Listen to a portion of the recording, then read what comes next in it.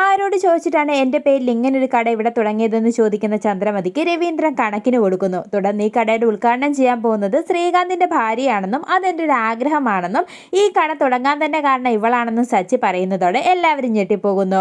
തുടർന്ന് വർഷം അടിച്ചു നിന്നെങ്കിലും എല്ലാവരുടെയും നിർബന്ധം മൂലം ഉദ്ഘാടനം ചെയ്യാമെന്ന് വർഷം സമ്മതിക്കുകയും കട ഉദ്ഘാടനം ചെയ്യുകയും ചെയ്യുന്നു.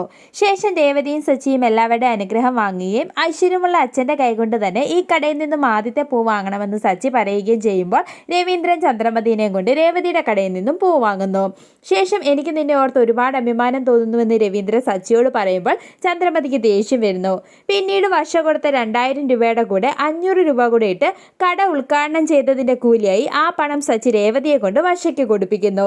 ഇതോടെ രേവതിക്ക് പണം കൊടുത്തതിനെ പറ്റി വർഷ ഓർക്കുകയും ദേഷ്യപ്പെട്ട് അവിടെ നിന്ന് പോവുകയും ചെയ്യുന്നു. പിന്നീട് വീട്ടിലെത്തുന്ന ചന്ദ്രമതി ആ പൂക്കട എനിക്കൊരു അപമാനമാണെന്ന് പറഞ്ഞ് ദേഷ്യപ്പെടുമ്പോൾ രവീന്ദ്രൻ ചന്ദ്രമതിക്ക് കണക്കിന് കൊടുക്കുന്നു. ശേഷം ഭാമ വിളിച്ച് കട തുടങ്ങിയതിന് ആശംസകൾ അറിയിക്കുകയും ഇനി മുതൽ നീ പൂക്കാരി ചന്ദ്രയാണെന്ന് പറഞ്ഞ് കളിയാക്കുകയും ചെയ്യുന്നതോടെ ചന്ദ്രമതിയുടെ ദേഷ്യം കൂടുന്നു. തുടർന്ന് രവീന്ദ്രൻ ചന്ദ്രമതിയുടെ പിന്നാലെ നടന്ന് കളിയാക്കുകയും ശേഷം പൂക്കടയിലേക്ക് പോവുകയും ചെയ്യുമ്പോൾ ഭാമ പറഞ്ഞ് കളിയാക്കിയതിനെ പറ്റി ഓർക്കുന്ന ചന്ദ്രമതിയെ കാണിച്ച് എപ്പിസോഡ് അവസാനിക്കുന്നു.